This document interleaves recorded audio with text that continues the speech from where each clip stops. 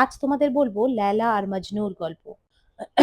মানে এখনকার লেলা তো সেই কারণে একটা মজনু নয়, অনেক মজনুরা ঘিরে থাকতো লেলার বাবা স্বয়ম্বর সভা ডাকলেন। যে সব থেকে চকচকে মজনু তার সাথেই বিয়ে দেবে বলে ঠিক হলো। ইনস্টাগ্রাম হ্যান্ডেল আর ফেসবুকে লেলার স্ট্যাটাসটা চেঞ্জ হয়ে গেল। লেলা তো তার পুরনো মজনুদের ভুলতেই পারছিল না, কিন্তু আস্তে আস্তে তার মনে হলো এই মজনুকেই তার সাথে বেশ ভালো মানিয়েছে।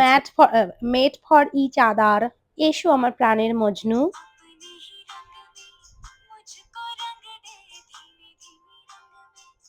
এখন সে কত দামি দামি খাবার খায়, কত দামি দামি ফোন ব্যবহার করে, কত ভালো ভালো জায়গায় ঘুরতে যায়। অবাক কাণ্ড! এখনো তাও কেন এত মজনু ওর আশেপাশে ঘুরে বেড়ায়? বাড়ি থেকে বেরোলেই সব মজনুরা লাইন দিয়ে তাকে দেখবে বলে দাঁড়িয়ে থাকে। তাদের লাভ স্টোরিটা না ভালোই চলছিল। একদিন এক কাণ্ড ঘটে গেল।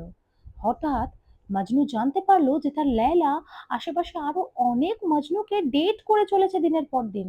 কি? লয়ালিটি ব্রেক করেছে? পরকীয়া? ছি!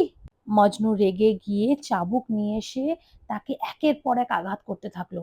মারতে মারতে কালশিটে ফেলে দিল তার গায়ে। না, তাদের সম্পর্কটা আর টিকলো না গো। সমস্ত সম্পর্ক শেষ করে ভেঙে দিয়ে মজনু চলে গেল। লায়লা গেল ডক্টরের কাছে, প্লাস্টিক সার্জারি করালো। ভালোবাসাটা না ফেড আউট হয়ে গেল একদম। আগের মতো আর চকচকে রইলো না। কি আর হবে? ডিভোর্স হয়ে গেল, যা হয় এখনকার দিনে। তারপর হঠাৎ করে তার জীবনে এলো নতুন এক মজনু। আরে সাবাস! এ তো আরো চকচকে! নতুন মজনুকে পেয়ে আস্তে আস্তে সে পুরোনো দিনের কথা একদম ভুলে গেল। এই মজনু কিন্তু গুগল করে এসেছিল।